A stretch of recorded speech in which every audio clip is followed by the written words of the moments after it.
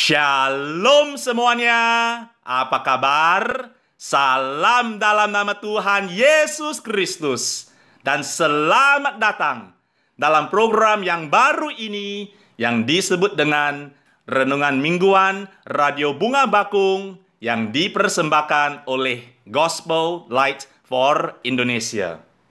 Nama saya Eugene Yo, saya seorang pendeta dari Singapura. Dan saya datang dari Gospel Light for Indonesia. Kami yang dari Gospel Light for Indonesia, atau dalam bahasa Indonesia, Terang Injil untuk Indonesia, adalah sebuah lembaga atau organisasi Kristen yang melayani bersama dengan gereja-gereja Kristen dan organisasi-organisasi Kristen di Indonesia. Itulah sukacita dan kehormatan bagi kami untuk dapat melayani bersama dengan Radio Bunga Bakung, dan kami memuji dan bersyukur kepada Tuhan untuk kesempatan yang Radio Bunga Bakung sudah berikan kepada kami untuk mempersembahkan program Renungan Mingguan ini. Khususnya, kami memuji dan bersyukur kepada Tuhan untuk persahabatan dan kemitraan dalam pelayanan Injil dengan Pendeta Anton Tarigan yang dari Radio Bunga Bakung. Saya sendiri sudah mengenal Pendeta Anton sejak tahun 2017 dan saya sangat diberkati dan sudah belajar banyak dari hidup dan pelayanan beliau, khususnya kebaikan hatinya, kerendahan hatinya, dan teladan Kristus yang selalu ditunjukkannya kepada orang-orang di sekitarnya. Pendeta Anton, terima kasih banyak, bujur melala, atas kesempatan melayani bersama-sama untuk mengabarkan Injil Yesus Kristus. Kiranya Tuhan memakai kita untuk menerangi bangsa Indonesia dengan Injil dan menyuarakan harapan kepada dunia bagi kemuliaannya. Baiklah, sahabat Radio Bunga Bakung, sebelum kita mendengarkan firman Tuhan, mari kita berdoa. Bapa di surga, terima kasih buat kesempatan yang sangat berharga ini yang sudah Engkau berikan kepada kami yang dari Gospel Light for Indonesia untuk bermitra bersama dengan Radio Bunga Bakung untuk mempersembahkan program yang baru ini, Renungan Mingguan Radio Bunga Bakung. Pada hari yang pertama program ini, kami menyerahkan program ini ke dalam tangan-Mu. Tuhan, ini bukan program kami. Ini bukan program manusia. Inilah program-Mu ya Tuhan. Kiranya Engkau yang menjadi pembicara setiap minggu. Kiranya Engkau yang memakai program ini untuk berbicara kepada setiap pendengar melalui firman-Mu dan memenuhi kebutuhan setiap pendengar masing-masing.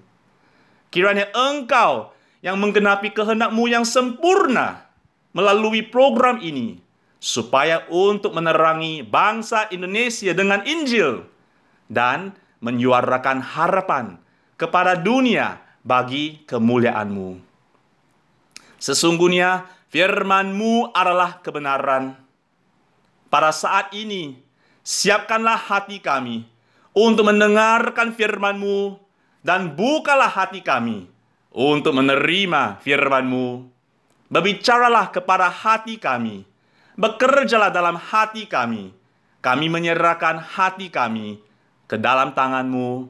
Bekerjalah ya Tuhan, bekerjalah ya Tuhan. Dalam nama Tuhan Yesus, kami berdoa dan mengucap syukur. Amin. Bapak, Ibu, saudara-saudari yang kekasih, seperti yang kita semua tahu, dunia ini sedang di tengah-tengah pandemi global yang dikenal dengan wabah virus corona atau COVID-19.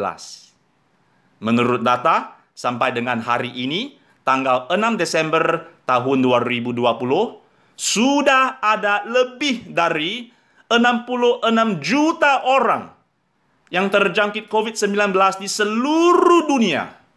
Dan sudah ada lebih dari 1,5 juta orang yang meninggal dunia. Sedangkan di Indonesia, sudah ada lebih dari 570.000 orang yang terjangkit COVID-19. Dan sudah ada lebih dari 17.000 orang yang meninggal dunia. Selama 1 tahun ini, kita semua sedang berfokus pada menemukan solusi untuk pandemi COVID-19. Sebenarnya tidak ada yang salah dengan hal ini, tetapi yang lebih penting, apakah kita sedang berfokus pada menemukan Tuhan dalam pandemi COVID-19? Hari ini saya mau berbicara tentang tema ini, menemukan Tuhan dalam pandemi COVID-19. Mengapa? Karena meskipun COVID-19 memang berbahaya, tetapi tahukah saudara, ada suatu virus yang jauh lebih berbahaya dan jauh lebih mematikan daripada COVID-19 atau virus apapun yang pernah dikenal manusia? Virus ini ada tingkat infeksi 100% dan tingkat kematian 100%. Manusia tidak memiliki imunitas terhadap virus ini. Dan tidak ada vaksin untuk mencegah virus ini. Apa itu virus ini? Virus ini adalah dosa. Firman Tuhan berkata, tidak ada yang benar, seorang pun tidak. Karena semua orang telah berbuat dosa dan telah kehilangan kemuliaan Allah. Maksudnya, setiap orang di seluruh dunia sudah terjangkit virus dosa. Sejak kapan? Sejak lahir. Mazmur 51 ayat 7 berkata, sesungguhnya dalam kesalahan aku diperanakkan, dalam dosa aku dikandung ibuku. Ini berarti bahwa setiap manusia sudah memiliki virus dosa sejak lahir. Virus dosa ini membuat kita berdosa. Dan virus dosa ini mengakibatkan kematian. Kematian jasmani dan juga kematian yang kedua di neraka untuk selama-lamanya. Hanya ada satu obat untuk virus dosa. Obatnya bukanlah agama, kebenaran diri sendiri, atau perbuatan baik. Obatnya adalah Yesus Kristus. Yesus Kristus adalah Tuhan. Dan hanya Dia yang mampu menyembuhkan kita dari virus dosa. Hanya Dia yang mampu menyelamatkan kita dari hukuman dosa di neraka. 2000 tahun yang lalu, Yesus mati di kayu salib supaya untuk membayar lunas semua dosa-dosa kita. Pada hari yang ketiga, Yesus bangkit dari kematian sebagai bukti bahwa semua dosa-dosa kita sungguh-sungguh sudah dibayar lunas. Inilah kabar baik. Dosa telah memisahkan kita dari Allah, tetapi kita dapat diperdamaikan dengan Allah oleh kematian anaknya. Itulah sebabnya Yesus berkata, akulah jalan dan kebenaran dan hidup. Tidak ada seorang pun yang datang kepada Bapa kalau tidak melalui aku. Sebagai contoh, jika saudara jatuh sakit, saudara harus mengkonsumsi obat supaya untuk disembuhkan. Nah, pertanyaannya bukan apakah saudara tahu bahwa obat itu dapat menyembuhkan saudara. Pertanyaannya adalah, sudahkah saudara membuat keputusan untuk mengkonsumsi obat itu secara pribadi? Sama halnya, karena kita semua sudah tertular virus dosa. Kita harus menerima Yesus sebagai Juru Selamat dan Tuhan kita supaya untuk diselamatkan dari dosa-dosa.